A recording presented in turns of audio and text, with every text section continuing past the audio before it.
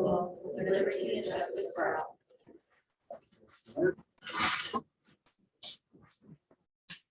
All right, we'll start with roll call. Christian, did we get Jan virtually or Jan's Working on it right now. Oh, there you are. Waiting for her to log in. Welcome, Jan.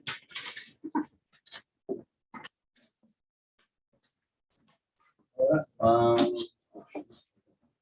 start with attendance. Welcome everybody. I'm James Dartland, and I'm here. I'm present. Zach Davis, present. Mark Talby, here. Chris, yep. Chancellor, Topher McDougal, here. Kristen. Jeremy Turner. Yep. Jan's here virtually. Walker McBride. Mrs. Badil. Here. Sarah Cook. Here. Cindy. Here. And Dash Weaver. Here. Thank you. We have a quorum. And it looks like we got a few people here, so that's great. If you guys would like to talk, please fill out a speaker slip. I know Ms. Hanson or Stewart, you guys sent one in, but you filled one out as well, so thank you. I appreciate that. Is there anybody else who would like to talk with public comment? If you do, please fill out a speaker slip. And we always start the meeting with public comment, so we'll start out with Celeste. Oh, gosh. No, you don't want to go first? No, All I'll right. take two. Hey, Stewart, you want to go first? Where do I go? Where do I go? Do I just like, no, I Yeah, just right there. Hi, thank you for giving me the opportunity to speak to you. I have a 35th grader here and I'm also a medical professional for over 20 years. I'm asking here today for you guys to also reconsider the use of indoor masks.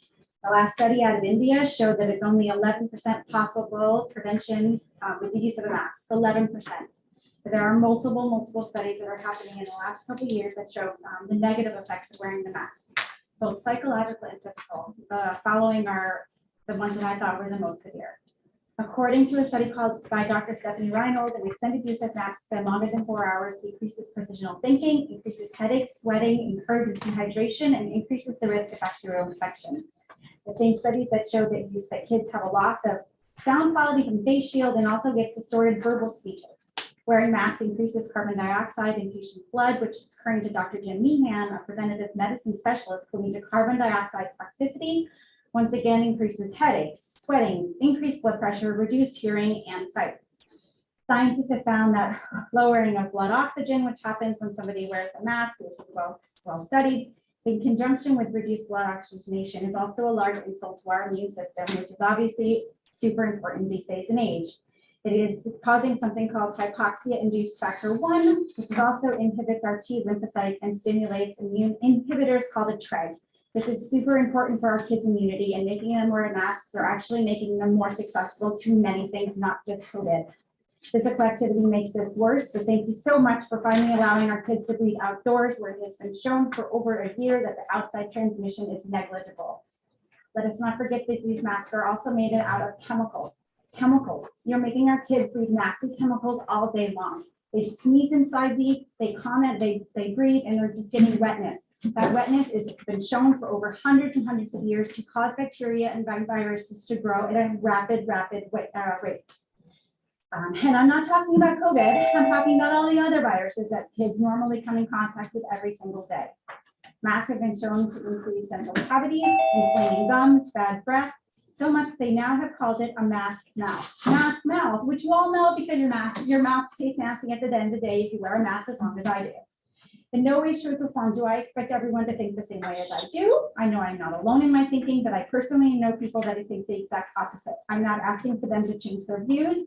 Whether or not you think what you think is up to you, and your child is up to your child. I'm just asking for it to be an option, since the research is no longer showing that these masks are doing anything more than a possible 11%, and there are so many psychological and physical problems that it's actually causing day to day for our children. They can go to Target, church, Walmart, the Super Bowl, but we can't go inside our classroom where the precision and oxygen is needed for our kids' mental clarity. Thank you for your time. Thank 3 you. minutes, done. Thank you for your preparation and presentation. We appreciate that, and thanks for coming in. Ms. Hanson, Thanks. You want me to stand? sure, however you would like to present. Um, We're just happy to have presenters. thank you. And I don't do this, so I'm uncomfortable. Okay. First of all, thank you for allowing us in. I'm here tonight for our 3 sons. Dutch is in 4th, Cooper's in 3rd. You got this. And Bon's in kinder. Okay, can do it. Dutch and Cooper were welcomed here at OTA a year ago this last March. And Bond started this past fall. All 3 love going to school here.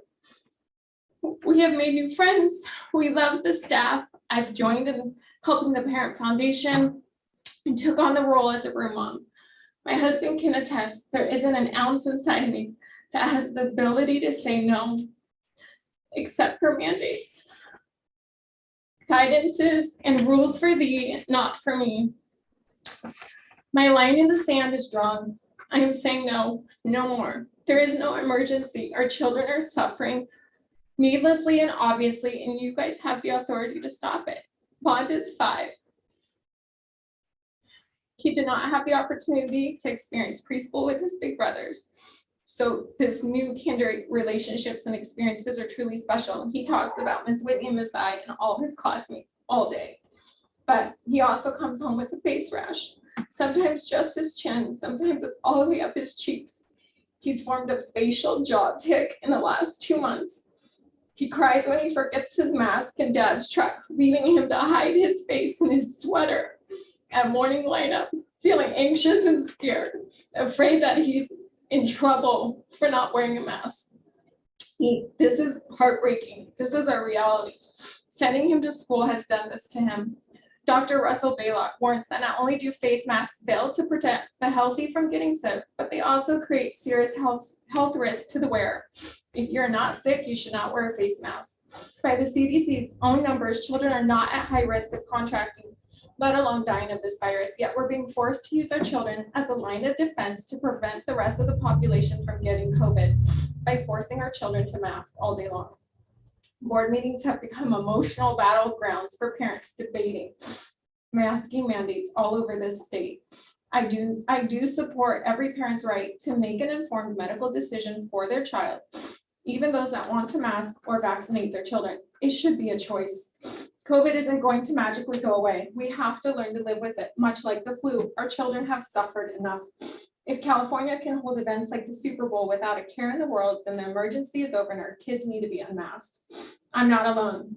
Although I had limited contacts and time to try and circulate an OTA petition, I do have some results and comments printed for you. We hope to be heard. Parents have a legal and moral right to protect their children. Please put them first. Thank you. Thank you very much. Appreciate you coming in. Okay. You have a slip? Would you like Yes. Do I need to give these to someone? Yeah, just, welcome. Thank you. I came very unprepared as far as an actual speech. My name is Marisa Beachich, and I and my husband have 2 children here. We have our son Milan in 1st grade and our son Milan in 3rd grade. And I think I want to just touch base on the same points that they touched on, the fact that we were having educators. I actually have a video of a teacher conference that was held indoors, and there is hundreds of teachers, and many of them have no masks. I'm willing to share it with all of you. So I just think it's come to the point where our children, like they both touched on, they're not at high risk, and even if they do come across COVID, the doctors are telling them to just wait it out at home. They're not given any medication. It is nothing to scare us anymore. And even today was the first day that they were allowed to not wear masks outdoors, yet they are asked to stand 6 feet apart. We are not 6 feet apart, yet we are taking our masks off. We are fine. I think it's just time for you guys to consider for them to not wear their masks outside, and hopefully in the very near future, indoors as well. Thank you. we have anybody else who would like to speak at public comment?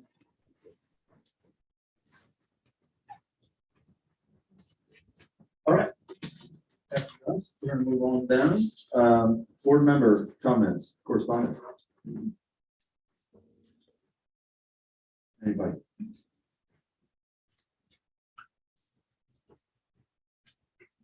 Okay, I'll start out, but I'm usually pretty brief. One, since we're talking about masks, we were very excited that the school district decided to lift the mask mandate for outside, which is great and gives us some flexibility and the ability to see the bright and shining, smiling faces. We are looking forward to less restrictions going forward. That is what we're hearing, but it is not what we're getting yet in writing. But I think it's coming. I think it's coming in the state. I think it's coming in the school district. I think it will be here sooner than not. I think the more people that stand up and vocalize at public meetings and discuss this and bring this issue forward, the sooner those that are in charge and that are making these mandates and putting these restrictions on us will sooner they'll bring that data and that evidence forward and make those changes for the school. Certainly a choice would be really nice, to have. We have always followed the CDC guidelines. We've done the best we can. We opened the first because we were in constant communication with the county and we filled out all of the applications. And so a lot of really good, swift, nimble work has been done by this board and by the principal here. And it's because we continue to stay informed. And when there is an application or there's an opening or there's a process that we can get in and still follow the rules and the guidance of the experts, we do it as soon as we can. When all the other schools were closing in October of 21, we were bringing all of our kids back.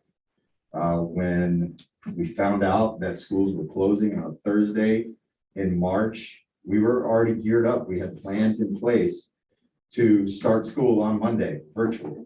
And we learned as we went. We have an incredible staff here.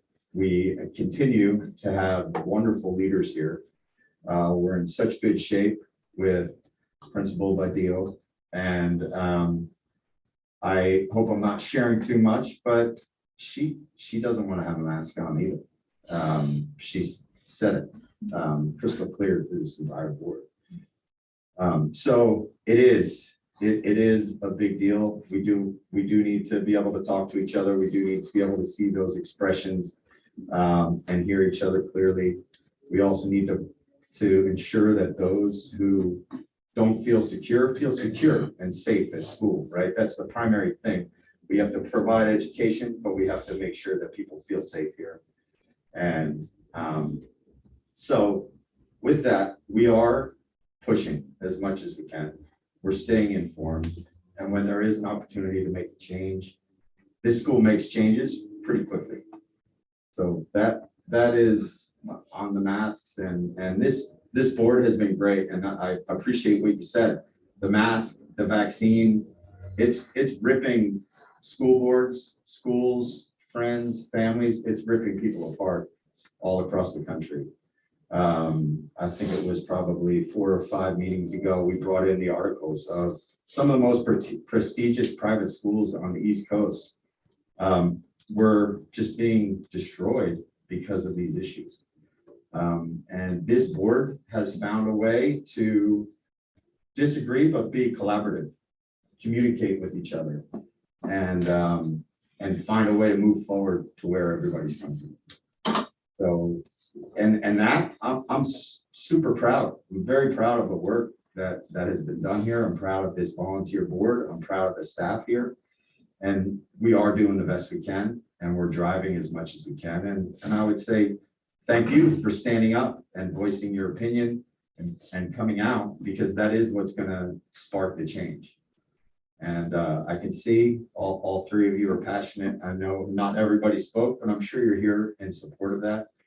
And we're gonna do the best we can, as soon as we can, to make this place more comfortable for everybody. And that is my assurance to all of you.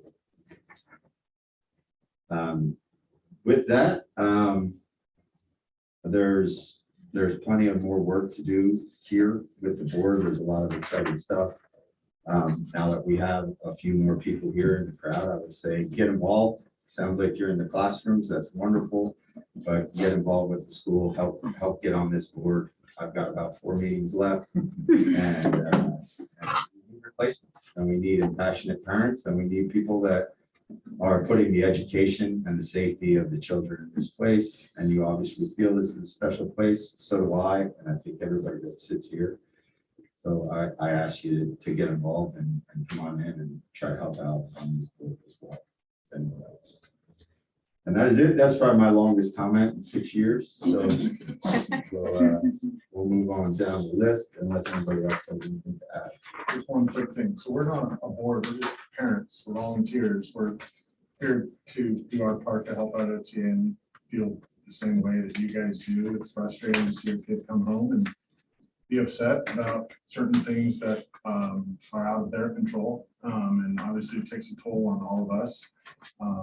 We've been a civil board, and hopefully we can continue to be civil and productive parents and partners here. And the one thing that I get frustrated on a daily basis for different reasons, that's either my work or a kid's not picking up their clothes or whatever the case may be. But from the standpoint of the school, since I've been here, so 6.5 years. I mean, the good outweighs the bad at OTA. The amount of innovation, the amount of bootstraps for certain things that shouldn't happen or are happening in other schools don't happen here. But unfortunately, the mask is in there. Frustrating for all of us in this room. So it's your voice is heard, and we share your sentiment. All right. Thank you, guys. We're going to move on to other business. And we welcome everybody to stay, but we're not insulted if you. It's super dry stuff. Excellent. So we're going to go board member comments, correspondence complete. We're going to move on to the committees, and the real estate committee is starting up at the top. I have officially handed over the torch. I'll help and ad lib where I can, but James, I just want to make a note. I think that this section is not committee reports, but the next section is the formation of these committees that we're discussing. okay. Rather than, I think this is the. All the reports further down. Okay. Okay. So we want to discuss these Do you want committees. to do the reports first, though, just again in recognition that there are folks staying here that maybe aren't normally, so you can hear some of the business that's actually happening and maybe some of the updates. Yeah. Yeah, I think that's it's good. We can move it around. We'll start with the reports, and then we'll get down to the discussion. I would say probably a discussion item, right? On the committees. So let's go to reports, presentations, and the really riveting one is the treasurer fiscal report. You're welcome.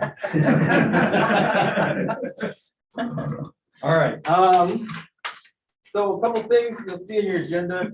It says the treasury report, and the sub header or the sub note is that today's the approval of the second interim.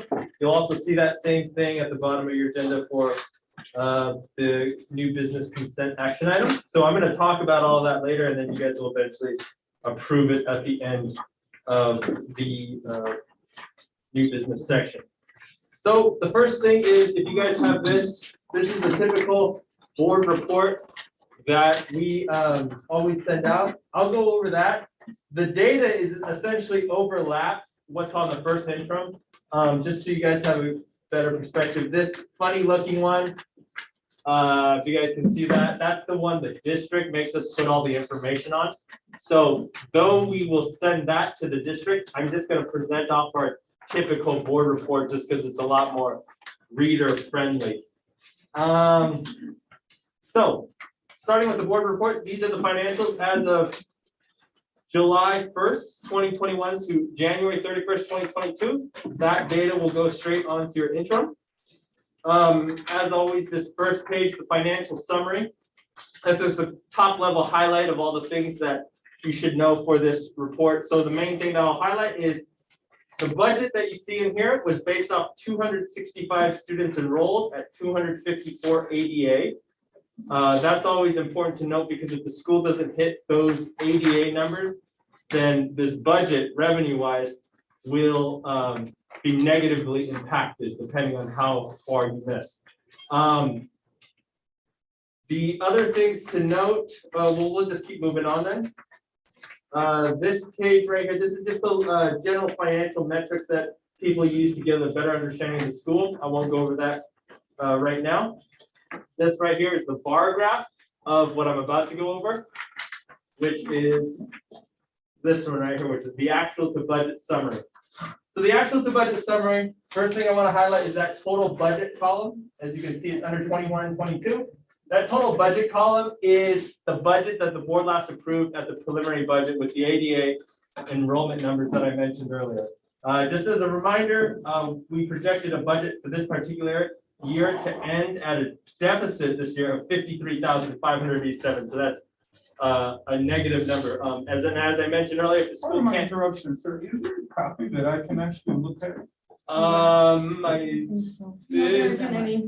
There isn't any more. I'm hoping you were expecting more than 9 people to show up. I did not. This is a packed house. You can have mine, I know it pretty well. Yeah, I appreciate it. Thank you. I'm just gonna take the eject. This is the first year for my kids being here, so I'd just like to get more familiar with the reason we came here, so that you know more. Sure. This side of the- Well, welcome. Thank you for coming. Okay, so sorry about that. Where was it? Okay, so the total budget, that deficit of 53,000, that's the budget we're running with for the year. If we can't hit those ADA numbers, then obviously this budget's no good and the deficit will be bigger come year end. I met with the school and we've discussed some of these things, various things that still need to happen in order for this budget to work. But as of today, this is where we stand. So the actual section, if you look at July through January, that's the very first column. Actuals is total revenue 1,424,067. What we budgeted for this particular time was 1,248,833. The variance is 175,234. So what that means, it sounds positive and it is good, but it's mostly that the school's getting advanced money earlier than when we budgeted for, which is good. However, if we don't hit certain benchmarks, this won't mean anything because they'll just come back and take the money. Total expenses, actuals is 1,552,013 for total expenses, July through January. And budgeted amount was 1,591,816. So currently we're under the expense budget by 39,804, which is good. However, I do want to highlight, if you look at the books and supplies, currently we're running at a deficit of 29,000. This we've talked about in the past. You know, there've been some purchases like the desk that wasn't necessarily budgeted for that is pushing this category over budget. So in totality, the expenses are trending under budget as a whole, but they're helping cover a few sub-line items that are going over budget for the year already. So I want to make that clear. But sorry, please. No, I was just wondering what's, you were saying that this is, that the expenses are lower than budget originally, despite some expensive, right, so some quite high budget items. What is then causing us to go under? Like, what are we spending less? Oh, yes, so that's mostly due to timing. Like, for example, if let's say we budget $100,000 for housekeeping, right? Not necessarily all of that has come in yet. It may come out in the following months. We don't know. So does that make sense? It's more of a timing thing. Like you have a whole pocket of 100,000. Let's say you get 25,000 here, you get 25,000 there, and then in June, the rest of the 50,000 hits. So it's gonna show that we're under budget right now because we never hit, wherever it is the benchmark was for the month. But it still could come in the end of the year. Does that make sense? So a couple things. Number one, the way the budget is built out, it's a level set budget. So basically, we don't put in August, we expect a spike in books and supplies because everybody's coming back to school. That would be bigger than, say, November, when everybody's kind of wrapping up for the year, we're not buying a bunch of books and supplies. So if you would do a budget that way, where I expect a spike in this month and a decrease in this month. Instead, what our budget is, hey, we're gonna spend $90,000 on books and supplies over the course of 9 months. It's gonna be 10 grand a month. Yeah, exactly right. And the same thing with a lot of the revenue, we budget and say, hey, for the year, we're going to get X number of dollars in LCF revenue. We're gonna get X number of dollars from this, X number of dollars from that. Right now, we've gotten some of that money earlier than expected, so our revenues look a little better than anticipated, despite the number of kids being down. I think Natalie will give us an update a little bit later on those numbers. From an expense standpoint, some things are doing really well because, well, we haven't necessarily incurred it yet, but in the budget, it said that we will. And so there's some of those things that we're able to manage maybe a little bit differently. So Mr. Vito has gone through it, fine-tooth comb. We all met earlier this week to discuss it. Things like the expanded janitorial service for cleaning extra during the COVID time. Well, some of that could be cut back down. What about that? I think we talked about like the hand washing stations. We were paying $1,200 a month and nobody was using them, right? So could we cut that down? Can we change? And so those are the types of things that we'll do. But for the budget for the whole year, there's a monthly build out. And it's a matter of timing and how it'll show up. Right now, we still have some issues, red lights, and a lot of it is driven by attendance and the amount of money that we're going to be ultimately getting at the end of the year. Right, on the revenue, I guess I'm just still wondering about like the expenses. It sounds like, okay, if the expenses are prorated on a monthly basis and you're expecting therefore, or there to be some sort of annual payment as long as there in some areas that it's due in the spring, right, as the academic year closes. Yeah, there's some expenses that come up in the spring that we haven't seen yet that maybe we've already budgeted for that's good news. There's some stuff that we budgeted for that we haven't spent and we probably won't. That's why when we approved the budget last year, we knew that there was a shortfall. We had a decent shot of making some of that up, assuming that attendance was good, because the way the expenses are managed around here, right, we're managing these dollars very, very closely. We have been able to do some of that. Some of it maybe not as quickly as we would have liked, but we are still able to do some of it. But the revenue at the end of the year will be a big driver of it. And then there are some operational changes that Principal Badillo has been doing that they won't hit these numbers, but they will hit some numbers. So that's some adjustments to try and help out. And there's been there's staff that we added, right, and things like that. So there are changes that happen when we do the budget for 22-23. It's our best. It's a very educated, very well developed guess. Timing and things like that. There's some things we know, some things we don't. And so we got to put it together as best we can based on historical precedent, what we know is coming. When changes happen, this is why we have the interim budget. So we have to report out and say, hey, there's some changes here. We got to give you a heads up. And I think we've discussed this a number of times. From a financial standpoint, we have the cash to absorb a down year from a cash perspective. And so I think, and Josh, I'm sure you'll cover that, or we already did. Next on the monthly cash balance. We've got money set aside, and there are times to use them, and right now we'll be using some of that money for this year. Yeah, well, one thing that I did want to highlight. So when I highlighted, or even when you see here, there's that note that non-capitalized student equipment and technical expenses are over the last board approved budget for the year by approximately 35,000. So the reason why I even mentioned that is to point out though that even though in totality this budget is kind of running under, at least expense-wise, those ones are still actually over the annual budget. While everything else, we're still just waiting. We're just waiting to see how they shake out. Yeah. So to conclude on this page, Net income running at a deficit of 127,945, but that's okay because we actually expected a deficit at this point to be about 342,000, which is favorable, mostly due to the advancement in revenue that you've been getting that currently is recognized as earned. So this is the cash balance over time. This is just a projection of the cash. As Michael mentioned, even with this deficit, we would still project the cash to be, at a decent spot. Obviously, this is just a projection, so things could go crazy tomorrow, or we might go hit certain numbers by year end and the cash is affected even more. But the main point is there seems to be a decent amount of cash even till June, which would hold up. Last thing, so this is second last thing, this is the balance sheet. Same type of thing here. Just want to highlight, as of January, the school had $1.1 million in cash. The liabilities that the school was running with at January, so meaning the things that something were to happen, the school has to pay off tomorrow, was about 197,000. But as you can see with the liquidity ratio, there's plenty of cash to cover your immediate debts. Moving on, so this, the next page, that's just informative. If you have any questions from people at CSMC, and then we do have a looking ahead schedule. This is mostly for the school operations and stuff, but nonetheless, if the board had any interest in upcoming things, that would be what that would be for.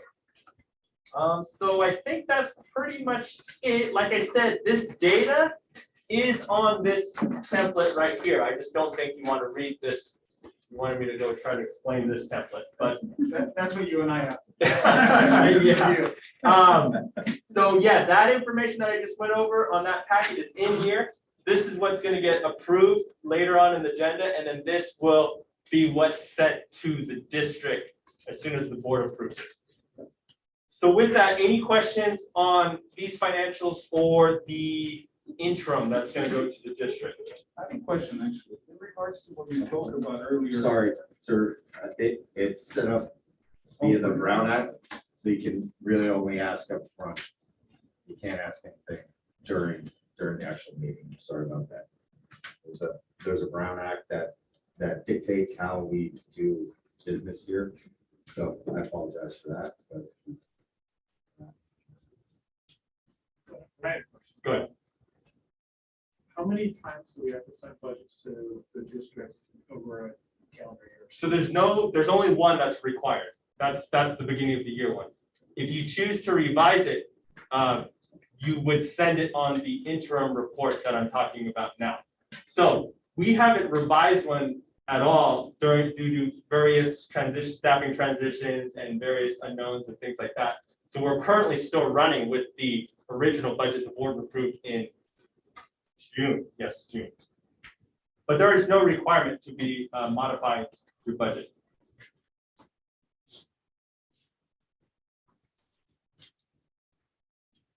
All good?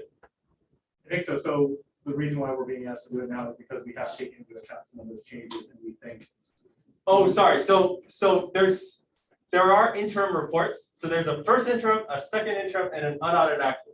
Those are requirements by the state where the school has to give midway through the year updates on how they're doing. So this is the second interim.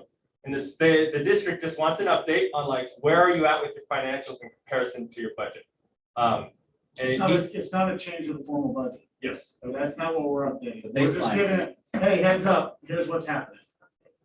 It's really just an update of where we're at. And we do have to provide those updates twice a year. Yes, twice a year. First interim, second interim. Thank you. All right, thank you, everyone. Have a good day.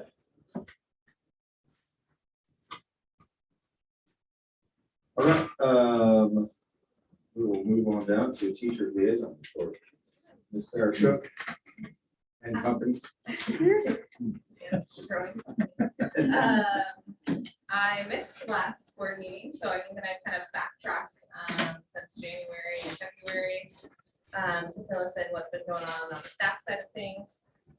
So we've had a couple of professional developments and staff meetings in the last couple months. One professional development was on project-based learning, which I think we talked about in December. And so that happened in January when we returned. So it just pretty much got everybody back up to speed with what project-based learning is, and how it's been implemented in OTA in the past before COVID kind of put a pause on all of that. So it was a successful time as a staff for us to come together and all get on the same page, and learn and be reminded of what makes up really good PBL. We've also had another IReady training. I think this is our third one for the year. So that's our new assessment program that we use instead of map testing.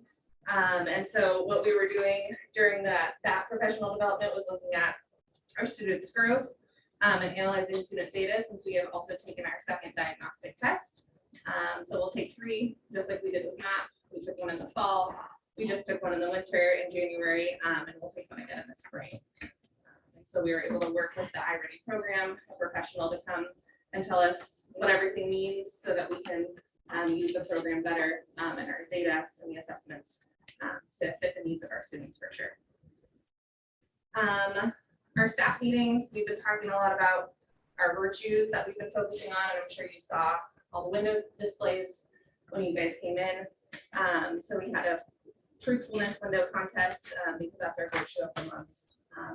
Shout out to 5th grade for winning.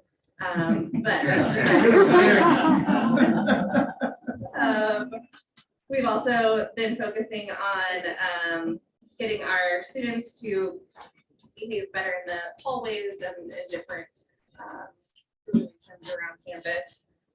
We've been using the silly acronym KSPOOVY, which means keep your hands, feet, and objects to yourself. So we can just shout that silly phrase and kids know what it means. And it is working.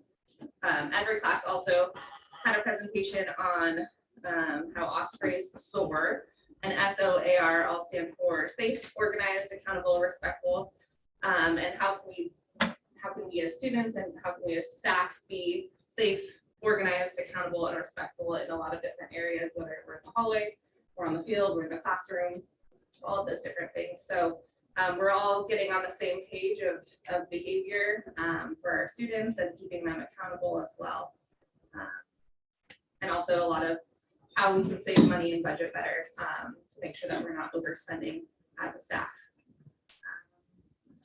Like mentioned, we did our IReady Diagnostic 2 assessments, and so I know a lot of teachers have been meeting with their students and kind of working one-on-one with them to see how did they grow, what improvements did they make from Diagnostic 1 to Diagnostic 2, and what can we do to keep pushing the growth up.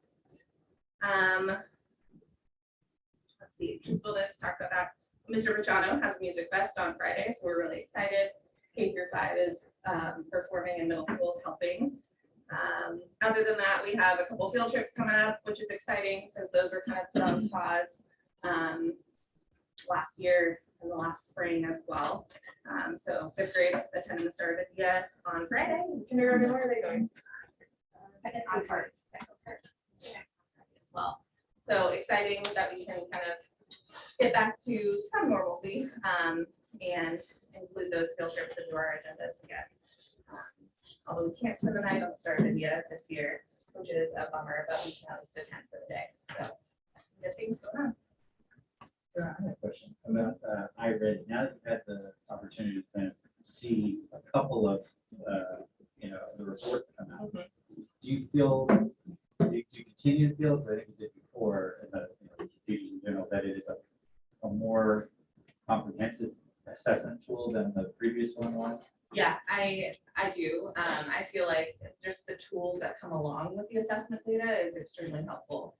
Can you give us an example of what that? Yeah, so whereas math, we would have the data, we would get the score and it'd be like, cool. And there were some tools that came along with it, like we could place our students in certain categories and all of those things, but wasn't as user friendly or as kid friendly as IReady is. So the tools that also come with this current assessment that we're using is, and I think I've talked about it, but the individualized pathway that each student gets after their diagnostic test. So it fills the gaps of what they need, and it can also, if they don't have any gaps and they're above grade level, then it's meeting them where they're at. So if I'm teaching 5th grade, I'm not teaching 7th grade content, right? But some of my kids might be testing 7th grade, so the lessons that they're getting is at their need. And then on the back end of things,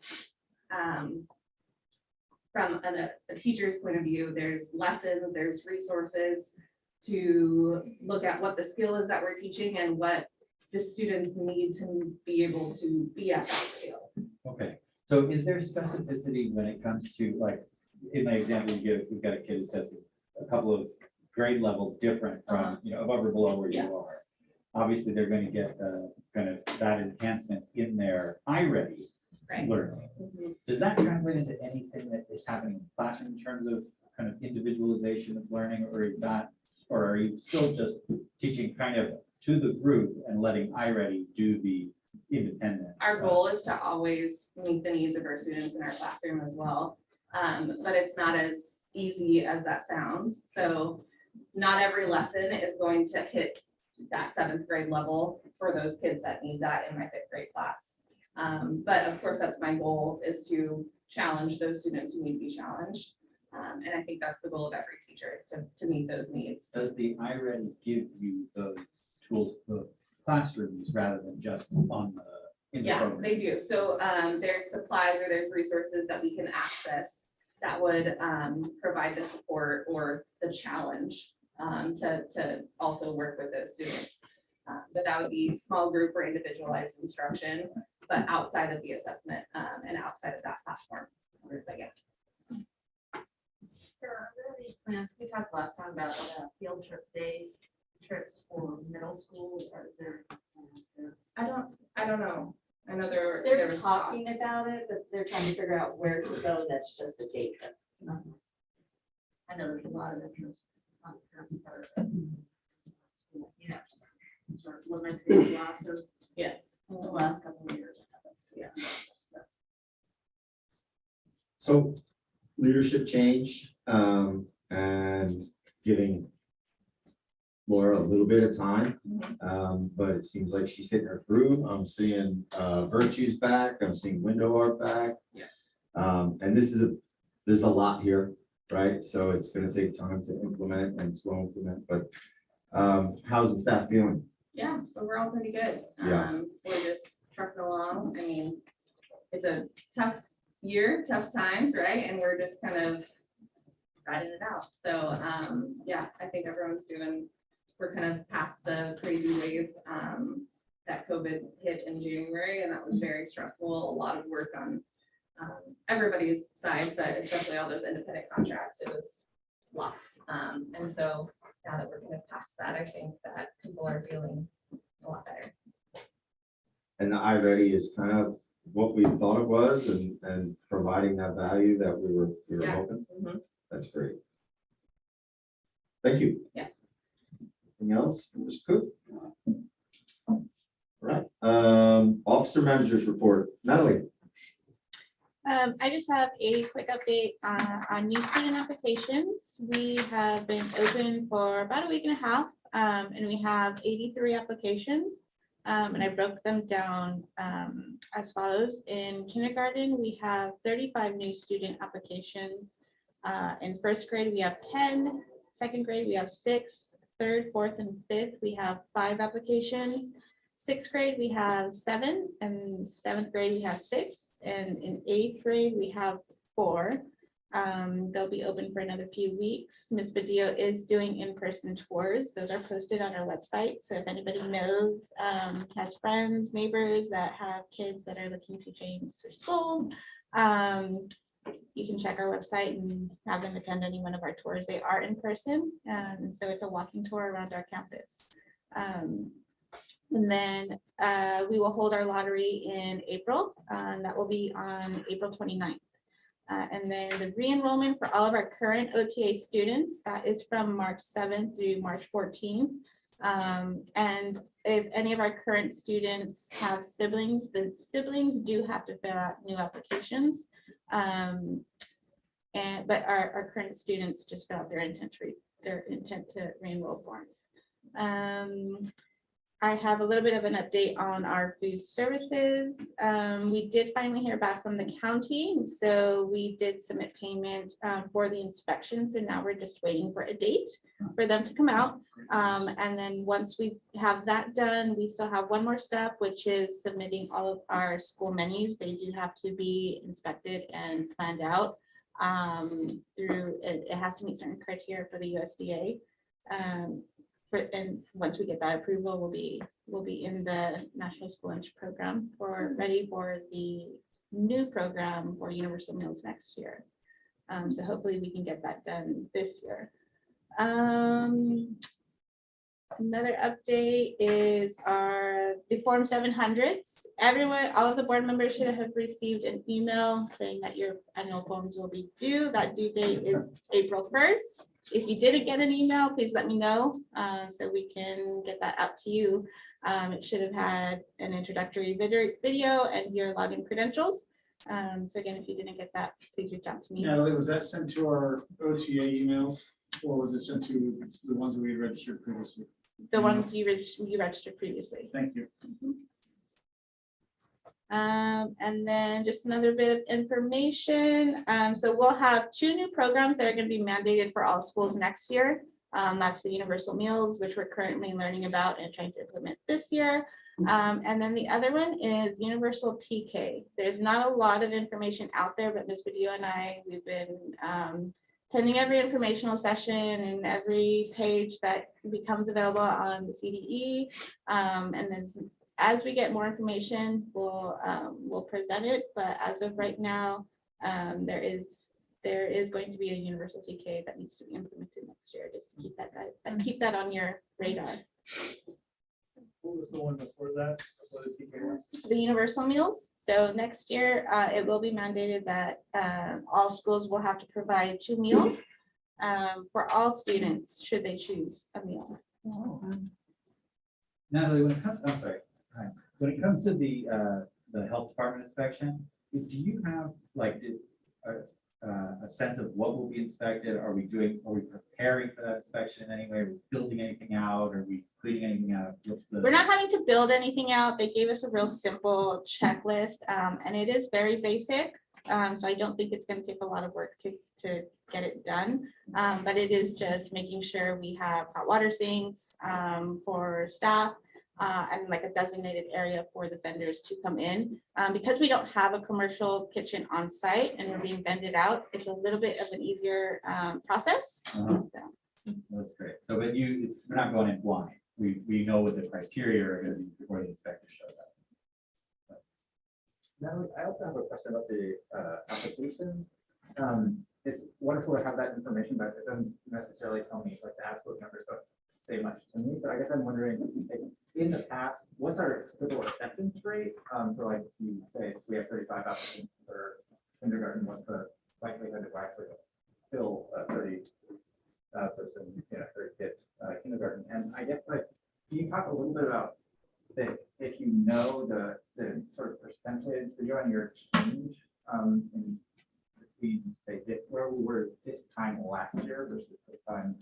I don't have specific percentages, but we are down quite a bit. Even on last year. Yeah, so even compared to last year, 83 applications is a lot less than what we've had this time last year. We typically have over 200 applications, over 100 of those being just in kindergarten. So I mean, it still is a little bit concerning that we only have 35 applications for kindergarten. Yeah, last year. And as we get later into probably next month's enrollment report will be a little bit more detailed, because I should have information as far as incoming siblings, because that has taken up quite a bit of space in our kindergarten class. We have a lot of siblings that do come in kindergarten. I also think it's interesting, since I wasn't here, that you mentioned we had 100 last year for kindergarten, yet we only had 23 students. Right. Yeah. And I'm certain it has something to do with masks. And some parents choosing not to send their students to school for kindergarten. That was, I think, part of the issue last year. It was also online, right? Was an option, and it's no longer. And online is not an option for us, but definitely for other schools, homeschooling and that kind of thing. So. I've heard some parents not want to put their kids in school if they don't have to, because, you know, the schools are not as safe as they want them to be, and then others that say like, they don't. So I think it's a hard line. Sure. I mean, it's across the board. A lot of schools are struggling to fill their lower grades, kinder, first and second. And their enrollment numbers are down, and they've had to actually shut down classrooms that they have allotted in prior years because they simply didn't have enough students. I think that goes along with the birth rate too, sorry. The birth rate is down as well, so we're gonna see that as a natural. I guess, I mean, not to foreshadow too much, but I mean, I suppose we're gonna be, you know, voting folks on the committees. My recollection from our October meeting is that this marketing committee was supposed to have some role in trying to get the word out there that we exist, right? And so that would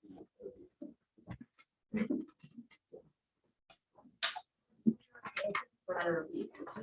It's open until April 4th. Natalie, how are we trending from a daily ADA standpoint? I know we went way down in January. How are our numbers? We're doing much better, much better. I believe right now we're standing at about 95.5%.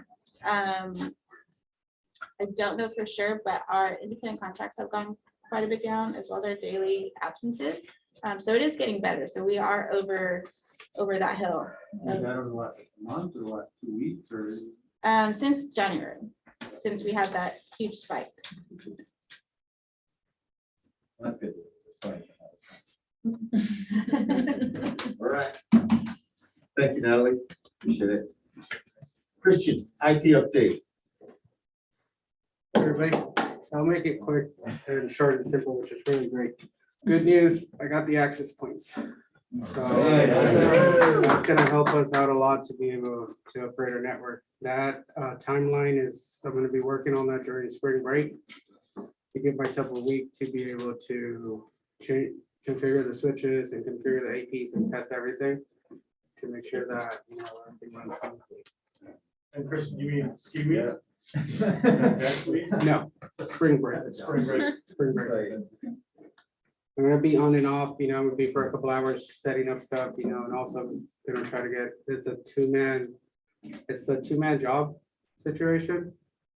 So that's something that I'm gonna be trying to figure out how we can get that extra help. The other thing is that the website is being worked on already, the programmers from Medley are working on configuring the website already. So estimate time, they say it would be like 4 to 6 weeks. We're just pending a couple of information that we need to input. And after that, you know, it will continue as well. And that's pretty much it. Any questions? Comments, concerns? No? Okay. That's it. Thank you, sir. Real estate advisory panel. All right. McBride. So I'll reiterate some things that the board has heard before, but we've got some new guests here. And so we need to find another property. We have some time to do that, but our time's getting close to running out. So what started as 1 or 2 people looking for it and asked the board to help out with suggestions. And Laura's come in with a fresh outlook and also some experience in doing it as well. So you guys as well, if you know properties, if you know real estate, if you have pocket listings, if you have friends and I'm happy to share with you some of the requirements now and also follow up by talking to you guys and with emails and all the particulars as well. So we are partnering with the San Diego Unified School District and their brokerage arm, Colliers, and Prop YY 5 years ago, 6 years ago, we basically earmarked $40 million, and we're at the top of that list. So that's definitely in the pro column. We have $40 million earmarked. One of the cons is that the market is challenging right now. Sellers are asking for ridiculous amounts of money. We've gotten to the finish line a couple times and been rebuked by what we thought were some for sure things. So we're still plodding along. We're coming up with new strategies along the way. The original, some strategies, we're looking at distressed business parks. And now we're looking at potentially some distressed churches. So there's a lot of different angles and strategies that we're working on. We're expanding the search. And Colliers has created this map with overlays with some of the restrictions that are set onto us. Can't be so close to fault lines, to cannabis stores, to, while liquor stores are a no-no, it's not an absolute no. If it's a block away, it'll show up in the heat map, but still fine. Pipelines, and then another big challenge that Laura saw on the Zoom call, and we have now annual or monthly Zoom calls with Colliers, is the timeline that once we do find a location, it's the process of formalizing the offer, finding the appraisal, getting the permits, and then the build out process. And the build out process and that whole, all those variables those elements put together are going to take 2 to 2.5 years. So, you know, there are some options and potential ways to reduce the rent that we're paying here by looking at potential other locations. So we're going through a whole litany of ways in which to, number one, first and foremost, find the property and put the offer in and get it done and move forward with it. So that was kind of a whole background in a nutshell about what we're up against. But again, I think with an expanded real estate panel, it's not just me, it's everyone. We're looking out for what we can find, and you know, if there's pocket listings, or if there's people you know that are in the market, or you know, that understand that we have money to spend, that those are the networks that perhaps you know that we don't know right now that will help us out.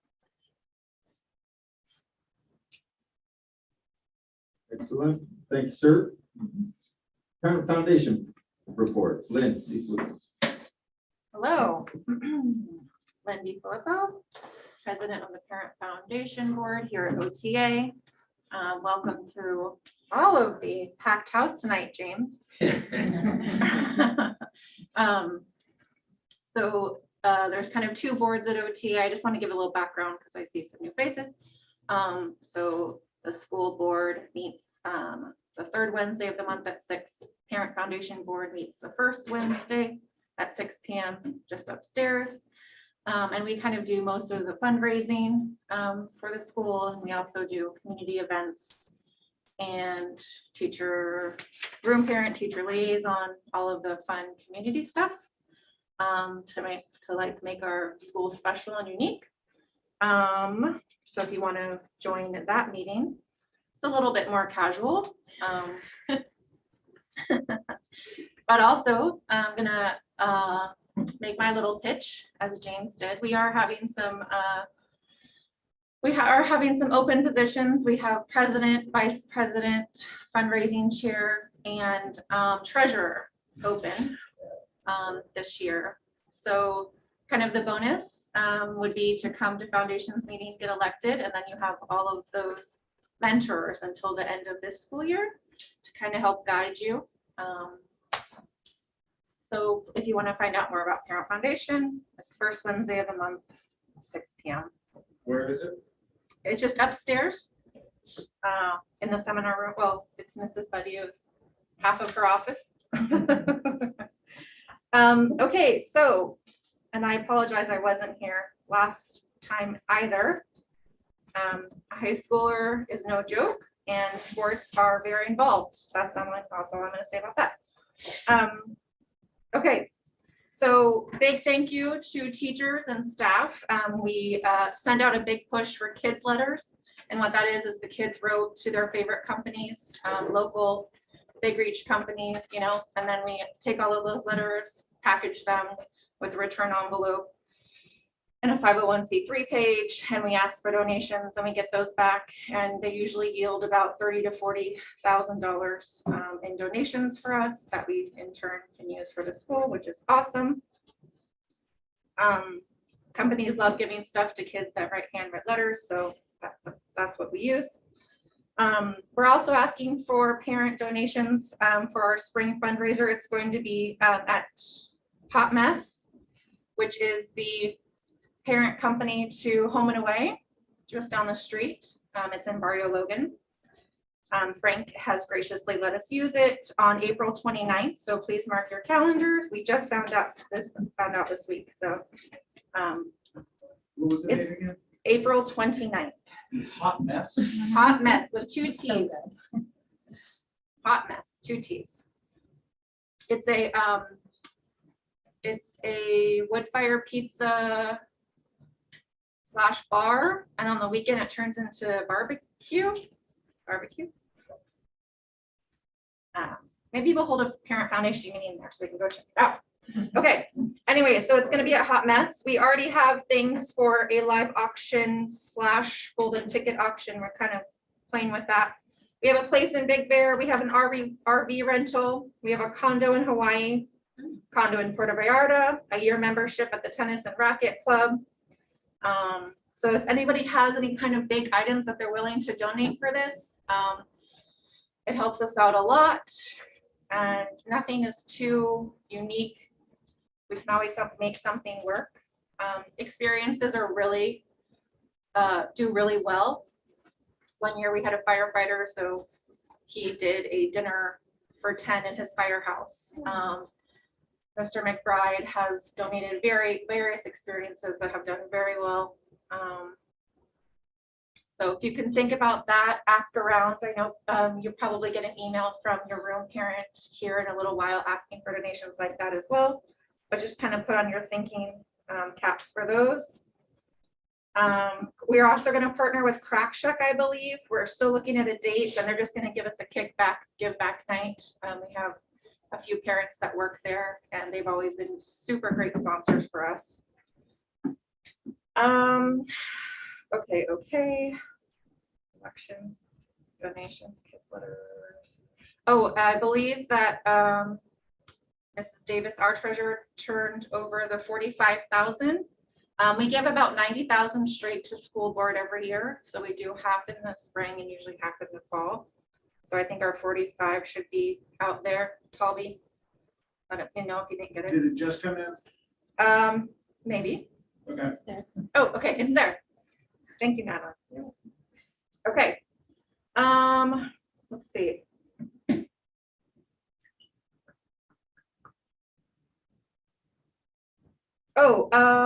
Just a couple of, I've been working with 8th grade room parent, Mrs. Prente. We've been working on some graduation things. We need to get some things in order to be placed in June, like chairs and stage and stuff. I'll be working with Mr. Christian on that as well for all of the speakers and stuff. So that's going to be on the Tuesday before the last day of school, so June 14th. So if board members want to be present, 8th grade will be graduating that night. A couple of the things that Parent Foundation has funded over this past year is robotics for Mr. Christian. We've done hoops for Coach Kalaki, and Mr. Bachano needed some equipment, especially for this Friday. So we did some speakers and cords and microphones and so forth. So teachers can come to any foundation meeting and present their wants. And we unless it's extravagant or we need a little bit more research or something, but we usually fund it. So it's another little special, unique thing about our school. And we really need parents to get involved. So if you're interested, join one of the boards would be my suggestion, either school board or parent foundation board. And you can always get with your room parent to find out more information on that, or just come to a meeting. And then the other thing about enrollment is I feel like so that San Diego Unified we're losing a lot of the kindergartners and the littler ones to virtual school.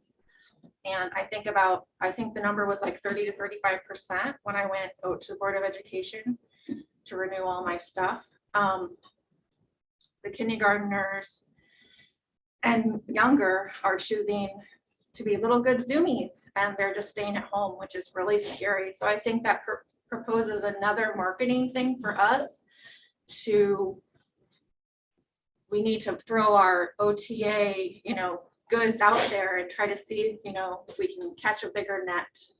Because I feel like the younger kindergartners, first graders, 4-year-olds, 3-year-olds are getting kind of lost in the San Diego Unified shuffle.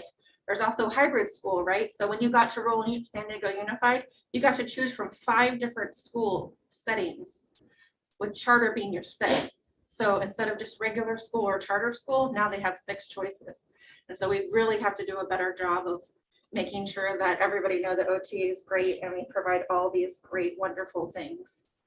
So that's kind of my 2 cents on enrollment.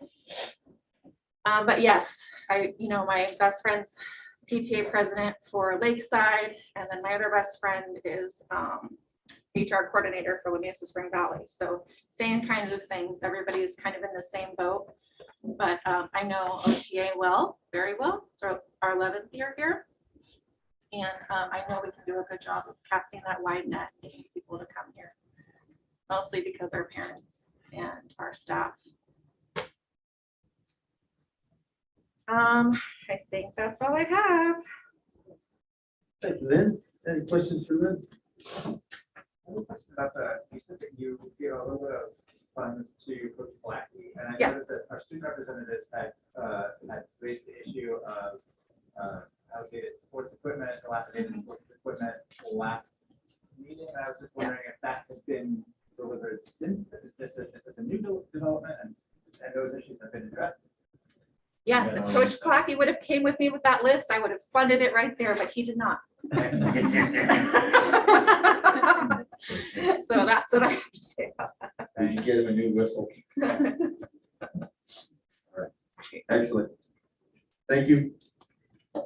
Principals report. Okay, I tried to print a little list for you, so that in case you wanted to refer to it later. We've been really busy. One of the things that I spent a lot of time on since the last meeting was the Expanded Learning Opportunities Grant, and trying to identify what the group or the that's not for this one, Christian, not yet. Oh, yeah. The Expanded Learning Opportunity Grant, trying to determine what those numbers meant in terms of the budget and what applied to that. So making a lot of progress on that one. We're working with Multiple Measures, which is a company that will help us collect all of our data from MAPS, which apparently we used last year, MAPS. We need that data in order to input that into the school accountability report card, which was due February 1st. And I felt really good to find out that very few schools had finished it yet. I thought it was just us and we were trying to collect the data. But I'm excited that Multiple Measures is going to be able to take the data, since we did not take the CAST test and we used MAPS. We've got to be able to take that out, put it in the format that they want for the SARC. As part of the SARC, we had to complete a facility inspection and using a facility inspection tool. So we did that real quick, trying to walk through the classrooms to see what's broken, what needs to be fixed or repaired. I have a list for Pablo, and he'll be working on that next week when we're off. Most of it is very basic, light covers, light switches, things that maybe some of the tiles up above that are destroyed, things like that. It shouldn't cost us any money except for a little paint, which he actually bought and donated. And so that's one of the things we're working on. Completed the LCAP mid-year update for tonight's presentation. That too took a lot of time trying to figure out what was meant by the information, because I didn't have a folder with this is what we're doing. So we've been working on that, and Ms. Cook's been helping, and Natalie's been helping trying to gather all of that data so we can put together what I think is a general understanding of what he meant by that. Mr. Ham assisted with, we got him trained to give the English language assessments. because we don't have any staff to help with that. And so he was gracious enough to do that, and he completed all of the initial English language learners placement tests.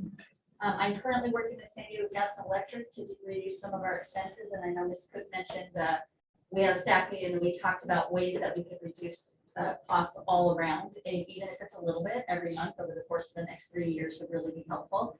And so I am really excited that we should be able to reduce some of those expenses. It's going to take a little time working with a representative who's physically to come here and work with me on that one. She mentioned the virtue contest, which was a lot of fun. So when you walk outside, take a look at the classrooms and take a peek at that. Her class won, but they only had one vote and they could only vote for someone else's. So it really was everyone else's vote that gave them a win, not because she's on the board. As far as reaching out to communities, I started the school tours. I've given 2. Most Mondays through the end of March, they will be held. We also have them in Spanish. So Mr. Ramirez is going to help for any parent who wanted to come in that spoke Spanish. She would do the same meeting with me alongside and do the translating. Natalie helped put together quickly a brochure that kind of represented us. And I'm working on a plan for reaching diverse populations through canvassing and through maybe the use of mailers. I'm trying not to spend any money, but we may have to spend a little bit to reach out. This is a requirement. I'm not sure if you recall, but the district, one of the biggest things that they told me when I met with them when I first started was this is one of the things they were going to be looking for, that we needed more diverse population. And so we're going to try to get the brochure translated and reach out to some community events. If you know of any event between now and hopefully maybe mid-March, 3rd week of March, I'd like to get those out there before we close off the enrollment for the lottery.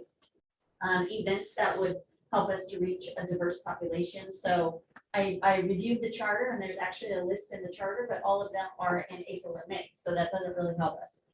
So like Chicano Park Day, there was, I don't even remember some of the names, but you know, if there's any kind of a community event or YMCA, any place that we can post flyers, we can leave brochures. I just need people to help do that. So, I mean, we're going to do the best that we can, but if you know of any place that we could lay down some flyers or post something, I would really appreciate it, because we want to do that in the next probably month at the least, so that we can get those people into our lottery. Like in a mobile children's bookstore. Sure. Whatever. Anyway. But Do you have an idea of how much you're thinking it's going to cost to mail some out? so mailers, Christian helped me with collecting some information on mailers, maybe about $500 to $1,000, reaching some of the zip codes that I think the district is looking for. While I think it's difficult to know if any one of them are going to actually get into the school, what they want to see is that we're reaching out. And so those in the lottery, what are those names that are coming in the lottery? What does that represent? What community does that represent? And so it's very important that our data reflect a diverse population. And we are, from what I gathered, relatively diverse. If we mapped out sort of a circle from our school to where we are, it goes across the freeway and some of those other areas. So we want to look more closely like what's happening.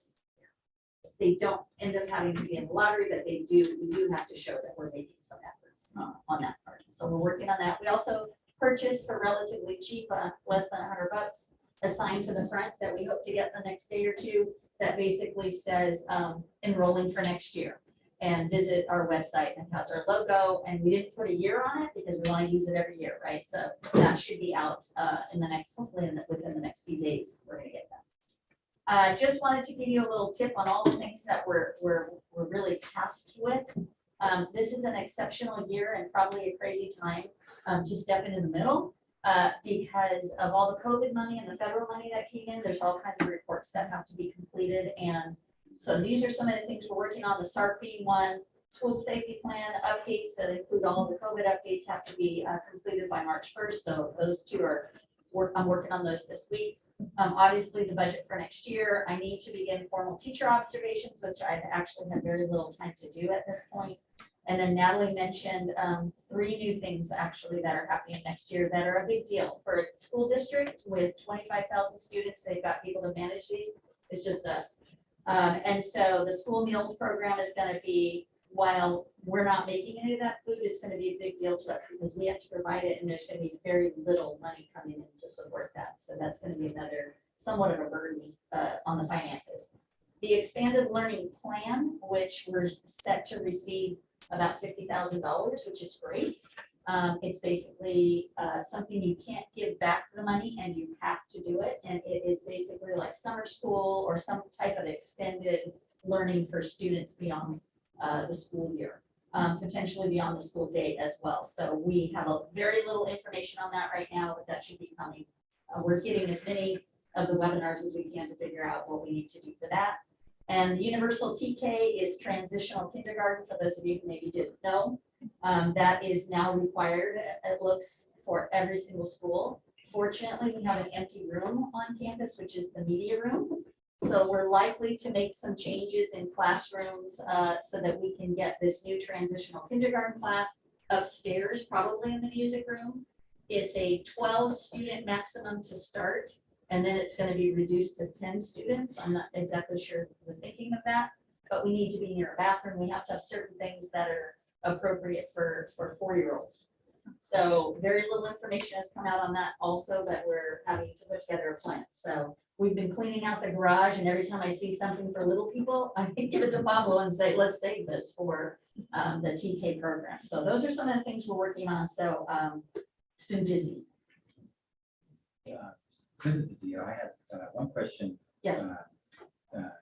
Kind of related to this facility, building that we're going to be in just, for however long. But as we're anticipating, we've got the outdoor masks coming off, indoor masks eventually no longer mandated. A lot of what we've heard over the last 2 years has been about outdoors being much safer than indoors, and so there's a lot of talk about how to make the inside more like the outside, right? We have kind of a unique opportunity here because we've got everything opens to the courtyard or to the street or both. Mm-hmm. Is there thinking about if we're gonna if we're on the other side of of the issue on folks who are interested in being as cautious as possible with the masks off, is there thought of enhancing ventilation and airflow, making inside more like outside? Is that part of the calculus? So what's interesting to me coming here is I wondered why everybody had their doors open when I came and their heaters on and fans blowing. And I was like, the kids are cold still, and then the heaters are continually working because that air. So there's definitely the ability to have those doors open, to have those fans going, to have the regular fan going and maybe not the air conditioner, but just the fan. So I think this site actually is pretty well ventilated in compared to many school sites. A lot of school sites have one door and they use what I call fake air all the time. So I'm not sure how some of those schools are handling that. So we've got a lot of that, I think, already in place here. And so if masks come off, I think the thing about masking is that anybody can do it. It's not going to be mandatory to take it off either, right? So, Sure. So that'll be an option, but I think the ventilation is already happening in most of these rooms. As you can see, we've got 2 doors to this room and they've got a fan and those kinds of things. Anything other than that, like cross ventilation for windows, would cost a lot of money and so that we don't.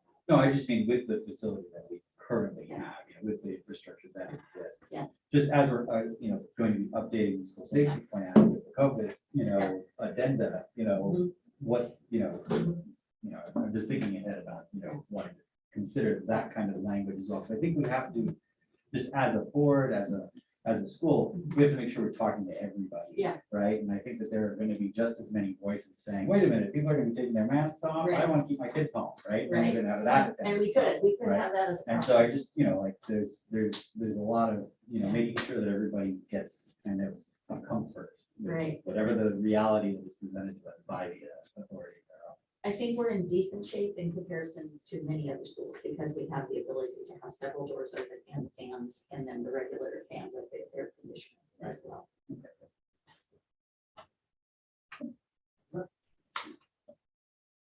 Thank you. And now on to my favorite report, the student report. Sydney and Desmond. Don't have very much to report on today. But just a couple update things. Like we said earlier, the update on PE equipment. We did receive new soccer balls and volleyballs, which were very helpful and very convenient considering the PE elective has just finished our soccer tournament and has moved on to our volleyball tournament. So very excited about that. Like Ms. Cook said earlier, we have our Friday flag performance for Friday. And it's all of the elementary grades going to be performing some songs, and they've been practicing, and actually middle school is helping them out, signing up to help get them on stage. And one of my jobs actually is to go upstairs and record them for little blooper clips or just video their rehearsals so that we can have a cool video when it's over. So that should be fun to watch. Middle school is now having to wait after they go up after lunch because the trash issue has been becoming very much of an issue. So they have to pick up trash before being able to go upstairs. It's very helpful. It's extremely dirty very quickly. And we had our honor roll assembly last Friday, and that went very well. And yeah. I also have a few things. First of all, the water fountain have been like red on the filters for about like 3 or 4 months. Something like that. So upstairs and downstairs. And just I mean, I don't know how a water filter works. That could be, I think that could be and we had our big window decoration thing. And that was The question for student reps. How have the passing periods been going, especially for the middle school students? Are we getting out on time and you feel like you've had enough time to pass? Yes, I would say we're being let out on time. Some of the teachers let us in like early and force us to come in more earlier than we should be able to. So that's kind of been a little upsetting, but other than that, it's been pretty good. The classes are ending on time. We're just Teachers cracking the whip. Extra education. All right.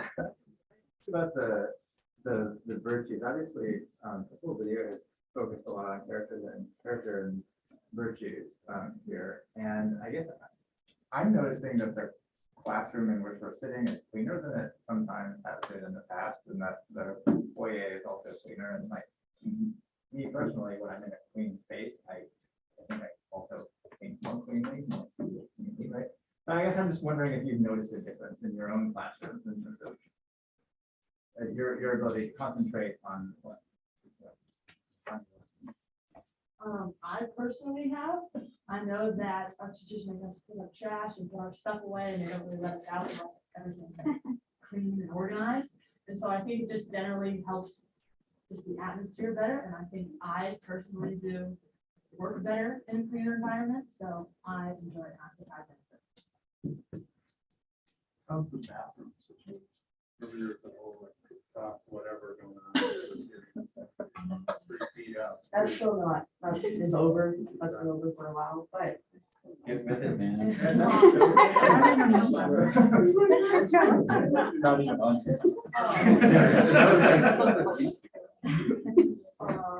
But we still don't have any locks on our bathroom, I but, also see the caution tape that's up and. That's always up. Yeah. I mean, and I think that maybe 2 days ago, like every time I go in there, like it's either 50-50, the urinal is gonna like overflow or not. Like people, I don't know, they just like don't flush and like they overflow and the whole flood and like every day I hear someone come up and like say like the bathroom's flooding again. The water filter's full. I don't know how to work, but. Do you have a sense of, as to whether this is like a plumbing issue or if they're being sabotaged? I don't think they're being sabotaged. I've never seen it, but I think it is probably a plumbing issue. Yeah, that's no fun. I mean, Do you see that in the girls' bathroom? Yes, actually, I was gonna bring up, today I went in the bathroom and I was getting the paper towels out of the thing, and they all came out wet. Like they were already wet, which I thought was extremely odd. Well, my knees. But, so when I got them out, they were already damp, so that was interesting. And then one of the stalls, like the lock is just not there, so you can just like push open the door. And then the other one, like toilet seat is like not on its hinges right, so it just like slides on. So no one uses that bathroom.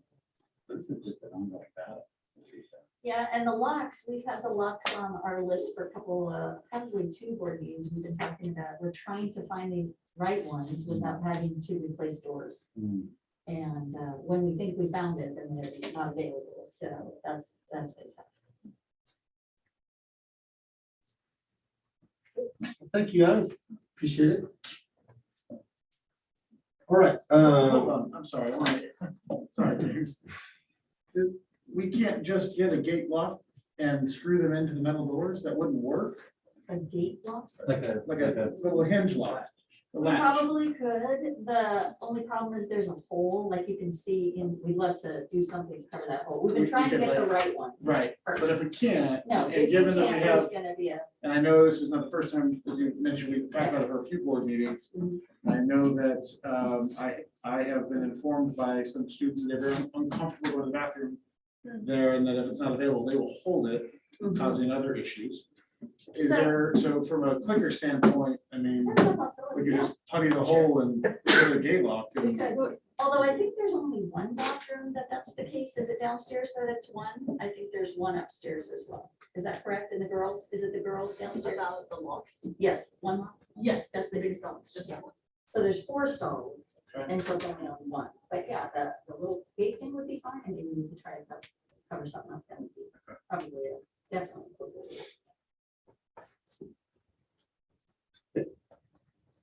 All right, thank you, guys.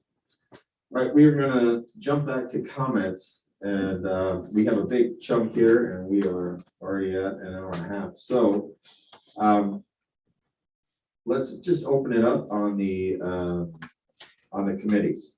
So we have a bunch of standing committees, we have an ad hoc committee here. I think we kind of worked through what we wanted on there. I think what the committee is and what the committee does is something that we have to define in here. Because I do think if the principal had to be on every committee, that it's not reasonable, it's not realistic. I think the committee, having every one of these committees do a report every board meeting is probably not realistic. Or efficient for this board. I think having the committee provide anything other than like work product and recommendations to the board and the principal is probably the ideal kind of organization. I would agree. I think when we talked about this and kind of started putting the list together of potential committees, that was the idea. Not that it would be an ongoing reporting, but that the committees could report if there was something to report, something in particular, if there was a report to present. But other than that, it would just be inform as information is available. And I put this on the list just because, refresh your memory, we voted these all into existence already on the October 20th board meeting. It occurred to me when I was emailing the principal about this survey that we had administered, and then we were writing up this report about it, and then I thought, wait, actually, the strategic, we talked about the composition of the strategic planning committee, just as we talked about the composition of the real estate committee, and all of these sort of things were happening, but we hadn't actually officially ratified the membership of these committees. So like, in some ways, it's sort of going back and correcting. Well, I think we pumped the brakes on it too, when Principal Badillo came, because it was just so much in the beginning. Yeah. And I think we do need that input from the operations chief here, so. Well, and I think, I'm wondering, I mean, we're a small school, so I'm wondering what the purpose of all of these committees is. In a big district, I can see it easily. Although here we wear a lot of hats, and it is kind of nice when we take, someone else takes responsibility for those pieces. I do think there, you know, so much of this is also in terms of things that I work on or I'm working on. And so my question is, do we need all of these committees and do we need all of them, or can you put a few of them together? And then how many people are going to be on these committees? And then what is their responsibility and what is my responsibility to that committee? Maybe that's a question more for you than for us. I mean, I think that we put this list together and then voted it in with Yeah. Todd Reed and. Yeah. Do we vote them in? Or do we say that we'd be open to having these committees? We actually created these committees on October 20th. We had brought them up for the previous meeting, whenever it was in September, I think, or no, and then, right, and we voted them into existence on October 20th. And then everything that later that evening. And I think part of that was because like the website was already underway. Right. You could act quickly to officially allow people to start talking about like what the website would look like. That process was already. It seemed as though events were getting ahead of us, and Todd was clearly, and for reasons that we didn't understand at the time, was clearly preoccupied. You, on the other hand, are way on top of a lot of things. So if you feel like you don't need help in any of these areas, I think that's totally reasonable to scratch them, right? But, you know, just going down the list, so the real estate committee really is about what Walker's been doing. I love that one. Right. And I think it would make sense if that committee had like a weekly update to its, like, among its membership, whatever it is, like if it's just like an ongoing thing, so that it's not just, here we are at another meeting and, you know, everybody's been kind of working independently and maybe finding something and sending it to Walker, or maybe not, and then Walker has to come to the meeting and say, well, another month has gone by, please help, right? Like, so if there was a, you know, like if there could be like some sort of a standing kind of operating committee that says like, okay, you know what, Friday afternoon, we're gonna have a 20-minute conversation. What did you guys find this week? Anything, any updates, anything like that? Then at our monthly board meetings, there could be some presentation. Strategic planning, that's necessary because we have to update our strategic plan. So that has to actually be written. And so I don't know that we can get away from that. So my thinking was just if you had a development committee and then the development committee would tackle the things on this list. And the only reason I say that is because there are going to be times when, you know, right now we're talking about public health and safety. That's important, right? We're talking about what's going on, how are we going to make sure that, you know, when the mask comes off or whatever. Right. But so many of these things like the marketing piece, I mean, we're just running with it right now because we got to get kids in this school next year. We got to meet the districts, you know, so I can't wait necessarily to find out who's helping us do that. We got to kind of keep moving. So I don't think that any of these was supposed to preclude any of your efforts or impede you in any sense. Right. My idea, like, my impression of what we were trying to do was create parallel processes that could amplify or magnify or extend your capacity in some way. So like if you are thinking, what events can we get to? Maybe there's somebody who can go out and research which events you should show up at and come to you with a list and dates. And maybe somebody else can go out and say like, is it effective to, you know, advertise on NPR? Is it effective to do any web advertising? And how would we do that? And on what platform? Like whatever it might be, that you just simply don't have the bandwidth because you're also. I just started emailing La Prensa. I started emailing people and going, you know, is it free? Is what I asked first. And then, you know, that type of thing. But I think because, not that we're behind the 8 ball, but there are a lot of things I personally feel like I like to plan ahead. And so I feel like, you know, I was telling Natalie, we're hanging on to a speeding train. And just when we think that we're planning on it, it's going to be a little safe, we find out about these other things we have to do for next year. And we're barely hanging on. And so definitely if we can get people to do some of that legwork, but I guess I was just wondering, what is the purpose? And since you have somebody, you know, taking care of, you know, as treasurer and board positions, were these people that were outside of the board, or is it a board member and then other people on the outside? What were you thinking? We don't talk about board.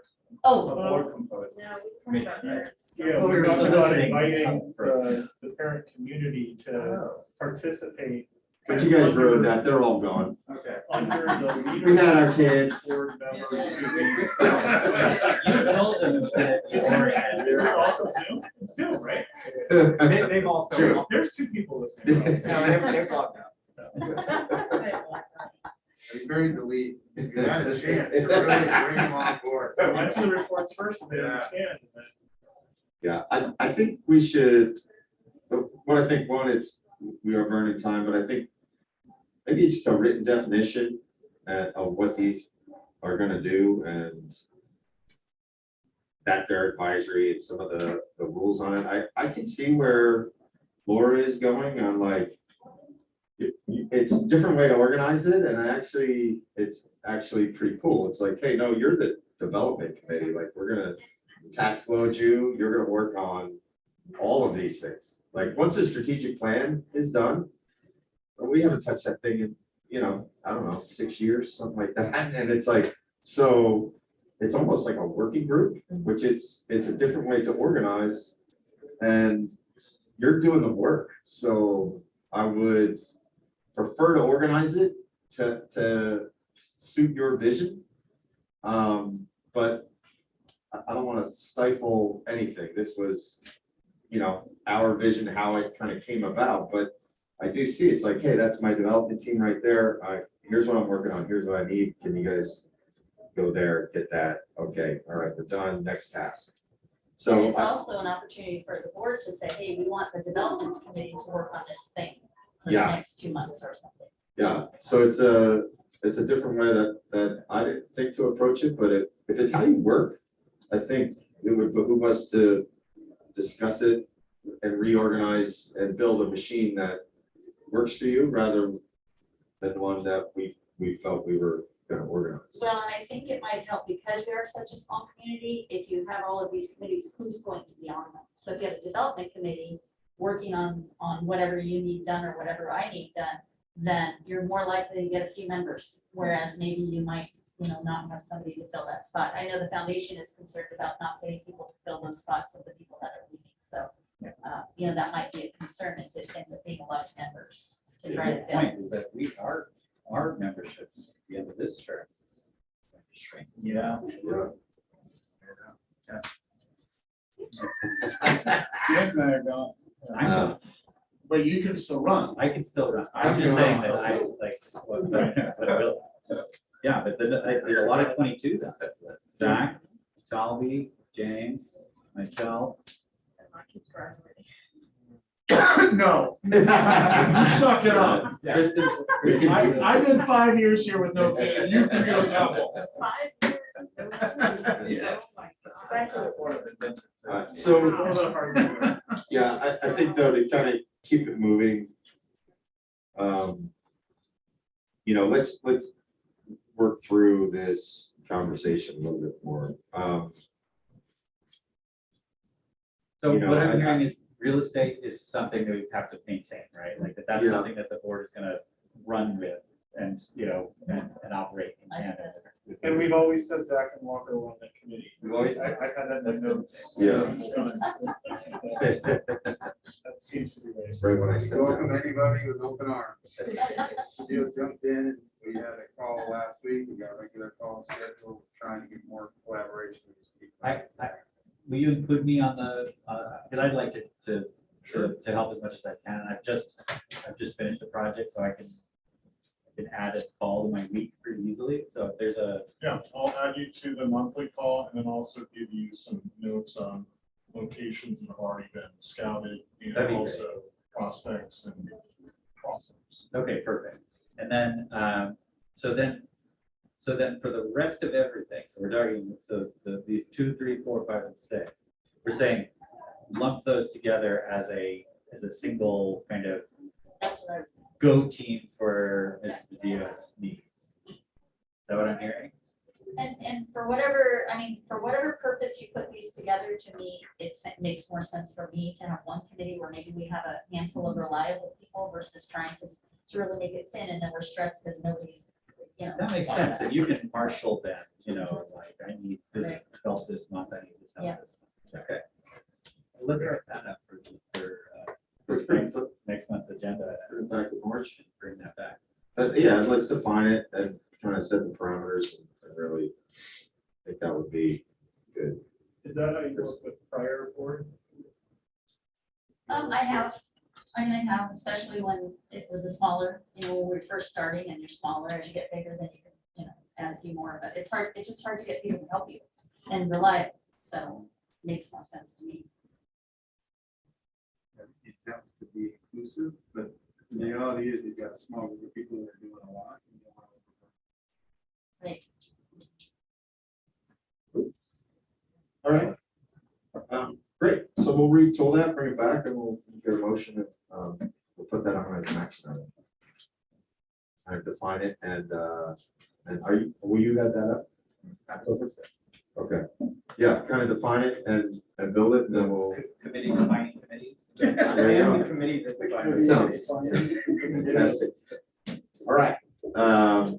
So new business. Approval of minutes. That's fine. And unfortunately, it's not done yet. So Is that yet? Okay, we'll punt. Save it time. He's still on Hawaii time. Check register. Check register. That was in the packet. Yeah. And it came out before the meeting. Check register. I second.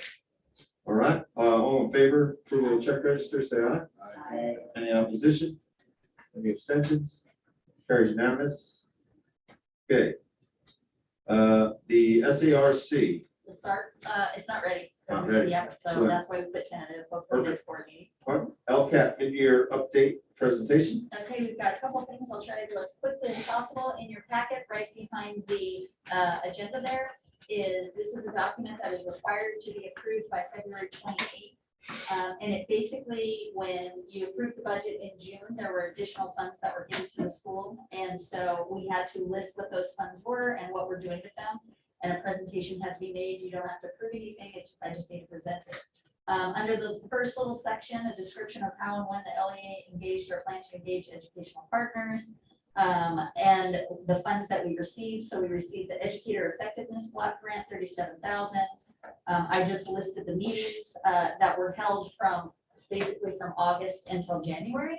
So I went through the calendar to look at the coffees and the parent meetings that Dr. Reed had, board meetings, anything that we did to discuss or spread the word or let people know about some of the things that we're doing.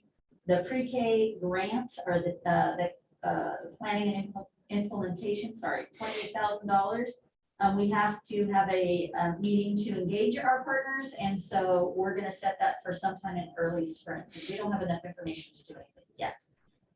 And additionally, the Expanded Learning Opportunities Program, the plan, $50,000. We need to determine what we're going to do with that, and again, we'll set a meeting when we have more information. I will likely discuss these at the principal coffee as well, and use that time to be able to get some input on what we think we ought to do and some parent input on that. The second little bolded section is not applicable to us. The third bolded section is, engaging your educational partners in the use of one-time federal funds. Again, I listed all of the meetings I could see that Dr. Reed had, besides board meetings, foundation meetings, on what we were going to do with those funds. And then the next one is on the back side of that, the description of how we're implementing the American Rescue Plan Act and the Elementary Secondary School Emergency Relief Expenditure Plan. That had a lot to do with protective equipment and making sure that we had cleaning stations, all of the things that we did to use those funds to support the implementation of that, and making sure that we had everything available. One of the things I did note, and they asked us to note what were some of the challenges. Obviously, substitutes, we can't get enough substitutes. That's been a challenge and probably will continue to be a challenge for a while. The COVID-related absences of staff and students had a tremendous impact on us in especially January. January was a very rough month for us. And then the last section, a description of how we're using the resources received this year in a manner consistent with our plans. Basically, I listed each of the goals for our LCAP, providing the interim assessments, and then providing professional development and supporting students for, the social emotional changes. I took these directly from the LCAP. I have since reworded some of them a little bit to what I think was intended on those. But basically, we've implemented all those IReady assessments. We've provided professional development, and we continue to do that. We're supporting students and families as best as we can for those who are maybe having social emotional difficulties. We're doing that on a daily basis as the need arises. So that is the short version. I have to hand these out to you. And then we have a short presentation up here. It's like 6 slides, real quick. So. This is what was sent out. Oh, did you get a copy of this, Rick? No, that's what I'm asking. Oh, these were not sent out. This is just the presentation thanks. for the board.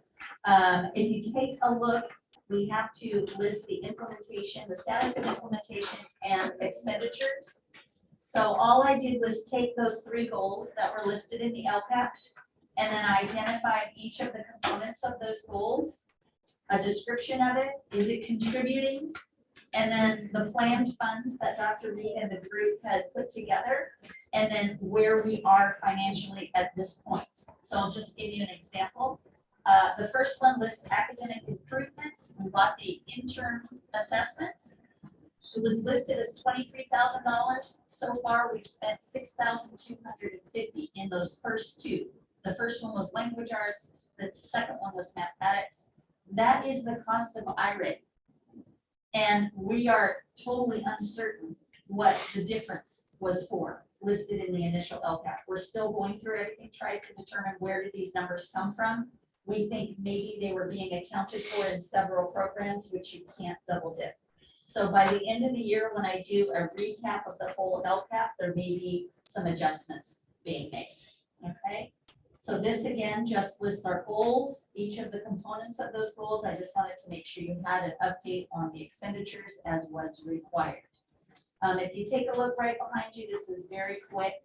Go ahead and change. I'm sorry, that. I don't want to. Oh, I'm sorry. So the focus on teaching and learning and under goal 2, that's $785,000. That's not related to funds that were received. This is related, this one is related to where we are in terms of the LCAP mid-year. This is our total expenditure Yes. focused on teaching and learning as of mid-year, to which As we've identified up to this point, because it's hard to determine what the 785,000 was. We think it was salaries.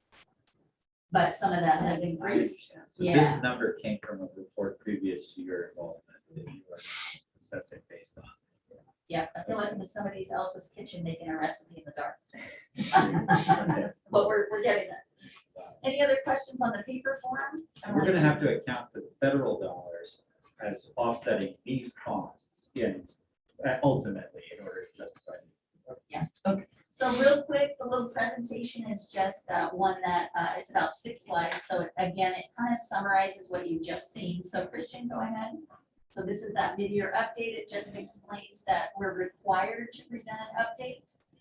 The 3 bullets at the bottom, I just gave you the supplemental, which was those additional funds, the educator effectiveness, et cetera.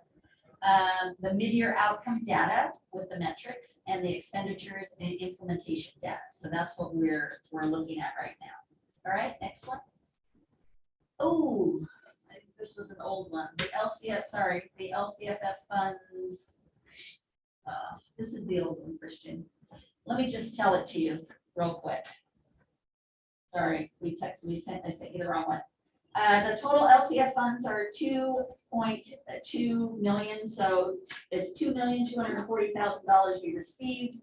The supplemental funds, which I mentioned to you, were $115,722. So that was the educator effectiveness, that was the TK, and then it was the expanded plan that we're going to be expanding some summer school. I don't know if this one has everything in it. Go ahead, Christian, let's see. If not, I'll just tell it to you. Okay, you can see this one. So this was one of our goals, and this came directly from the LCAP. So if you wanted to just briefly read it, this would have been something that was introduced to you last June. Under the identified need, we need to increase to get to the point where we're a high-performing charter school. Academically, the kids are doing great or have been doing great in the past, but those diversity numbers really make a difference. So we cannot move into the category of a high-performing charter school unless it shows that we have some diversity and we're really supporting English learners, maybe foster homeless, those kinds of things.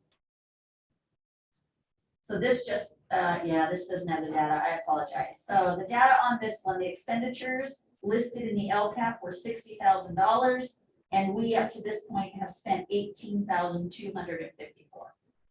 Next goal. So the next goal, that was directly from the LCAP, also talks about teaching and learning. As a small charter school, a lot of teachers need support, as well as the teachers that you have on site need that support. And then the goal 2, these were directly from the charter, so they weren't really, I reworded them because some of it didn't make as much sense to me as I was hoping. So this is not the reworded version. Got it. But yes, I had the question that you just had. It sounds goal- the toilet in church. Yeah. All right, so under goal 2, the next one, I don't think I have I apologize, the data's not listed, but if you want to switch to the next one, the expenditures on this one were $789,018. Mid-year progress, $586,837. So we're doing what we said we were doing. I'm just trying to tie the money to exactly what it was, what was intended. Goal number 3, support students and families in the area of social emotional development is basically what it's going to say. We're ensuring that best practices are part of the culture and that we'll be able to measure that negative behaviors have decreased is what we're looking at. So, and then the final expenditure and implementation data, as listed in the LCAP, it was $8,500. Up to this point, we've spent $4,117, and that's it. So it was a presentation we needed to make as required by the state to kind of let you know where we are.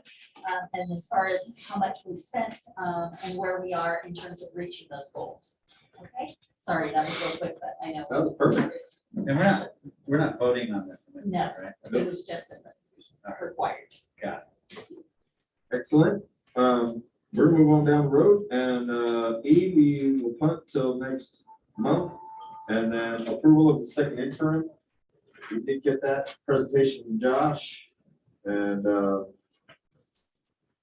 we hand that out and talk about it. It's really just that document that we have to get into the school district. So, I think it matches what we had anticipated. yep, totally. Yeah. We've been talking about it, so not a surprise. Can we get a motion on that? I make a motion to approve the second interim budget. I'll second. Excellent. We'll call for the vote. All in favor, say aye. Aye. Any opposed? Any abstentions? All right, carries unanimous. All right, we're going to jump into closed session, and I will report out of closed session. Thank you all.